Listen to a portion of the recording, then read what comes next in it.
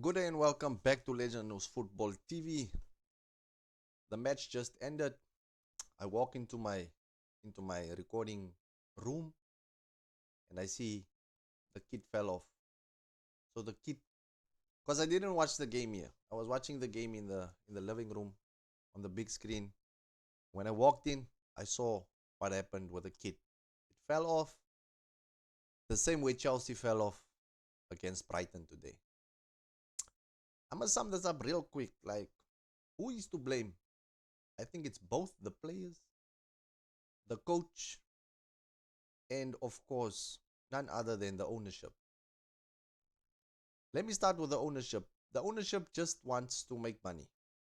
That's what I'm concluding now, because we could have signed a defender, we could have signed a better goalkeeper, we could have signed maybe one more striker,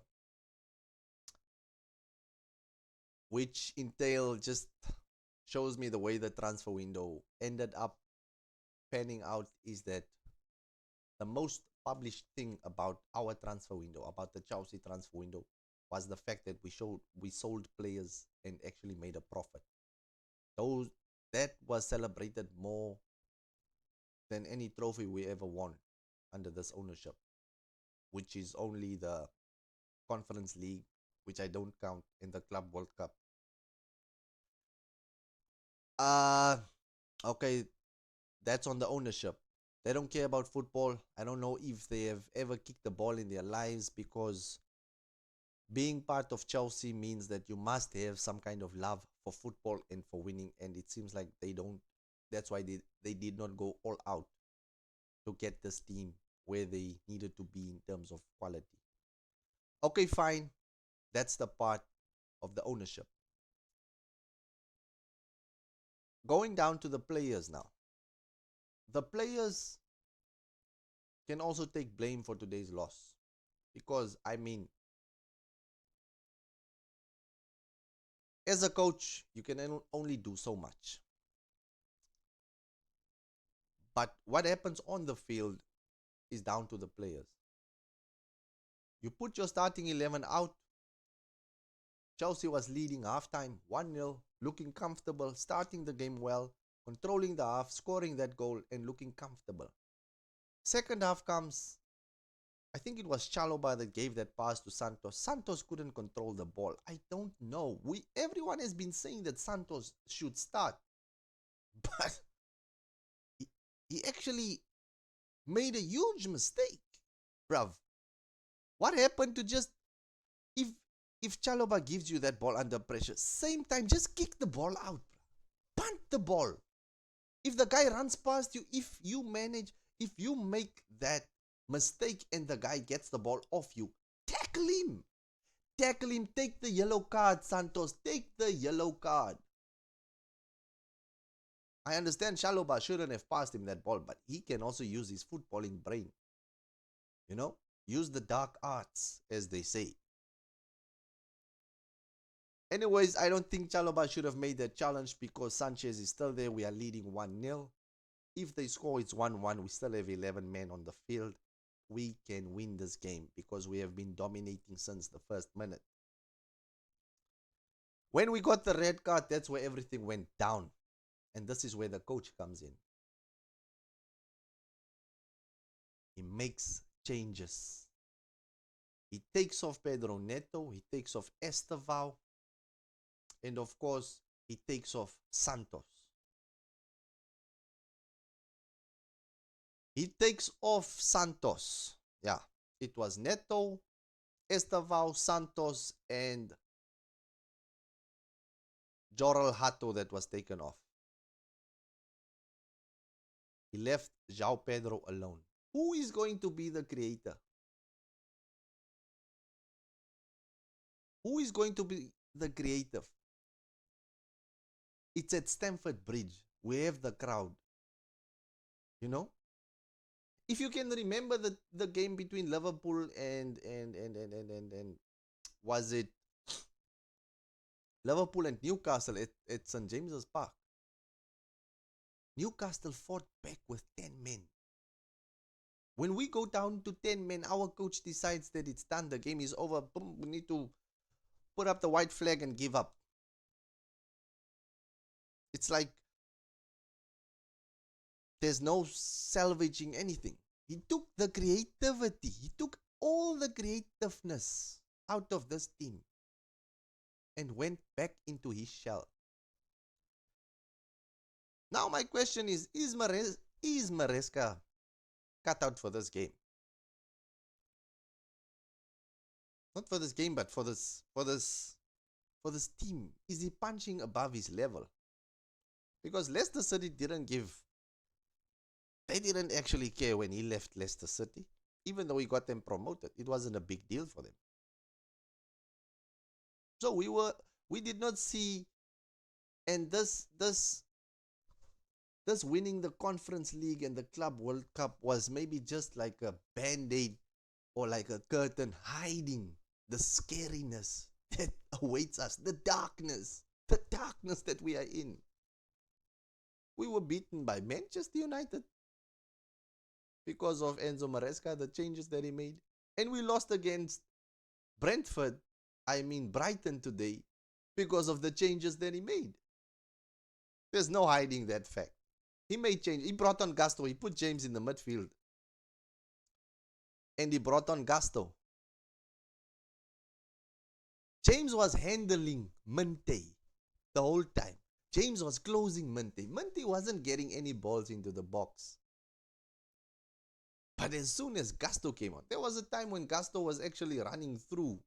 You know, he got a pass from the midfield and it was like the pass was in his run and he just had to run through and take a shot or maybe square the ball for someone else to score the ball, for João Pedro to score the ball. But do you know what Gusto does? He cuts back. Brighton maybe could have even gotten a red card if they had taken him down because he was clear through. Gusto turns back. The way Gusto has played in the Club World Cup, this is a totally different Gusto. I guess it's his twin brother. All I'm saying, it's dark. The owners, they don't care about winning. They just care about the money. It's a profitable business for them and it's working. They found the formula. Buy them young, mature them, sell them. Buy them on the cheap, get them to play a little bit of football, sell them. The players don't show character to take responsibility. And of course, Enzo Maresca, when things go south, he throws in the towel, sits in the corner, and starts crying. Some players are not the same anymore. Especially Gusto seems like he's a liability at right back in the Premier League specifically. He left Minte open for that cross. He wasn't close enough. He wasn't closing him down. He almost gave away a penalty. He didn't want to go on with a through ball because he doesn't have confidence to run through on goal and take a shot. So, Chelsea 1, Brighton 3. Negative. I've been analyzing in all my previews that we have not had a convincing game yet, and it's starting to show. Voila. Welcome to the Matrix. That win against West Ham. West Ham scored 2 goals in that game. 2 goals. VAR chopped off 1 goal. We lost against a Manchester United team who has a coach that has a losing record, a winning percentage that is so low. The last time we saw it was in World War II. The guy won like 8 games. What is it? 9 games now in 32 matches.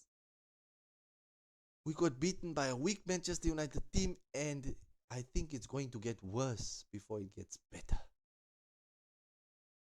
Chelsea is just a business, and I want the owners to just come out and say it so that we can make peace with it and move on with our lives and look for another team maybe to support, because I'm not here to celebrate money victories. I want to see trophies.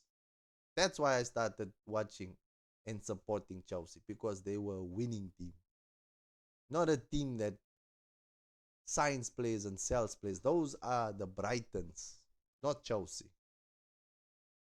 Maresca, you get judged on when situations like this happen. When there's a red card, when there's an injury, how do you adjust your team? How do you tweak your team? And you are failing, Maresca. You are failing. Totally and utterly failing. Palmer is out. You don't know how to, you don't know how to adjust. We get a red card, you don't know how to adjust. To be fair, the team was playing well in the first half until the red card. But it seems like when it's a red card, you give up. You give up. Maresca gives up. Doesn't care anymore. He wants to settle for a draw at Stamford Bridge when we have the crowd behind us. The crowd can push those players, man, to fight for the badge. I don't know where we go from here, but disappointing, man. It's dark. And just smile and laugh. Doesn't help to cry. Can't waste your heartbreak on these players and this team in this situation. This is exactly how we felt when Graham Potter was our manager. It's like we made full circle. We are back to where it all began under Graham Potter. We are back. Full circle.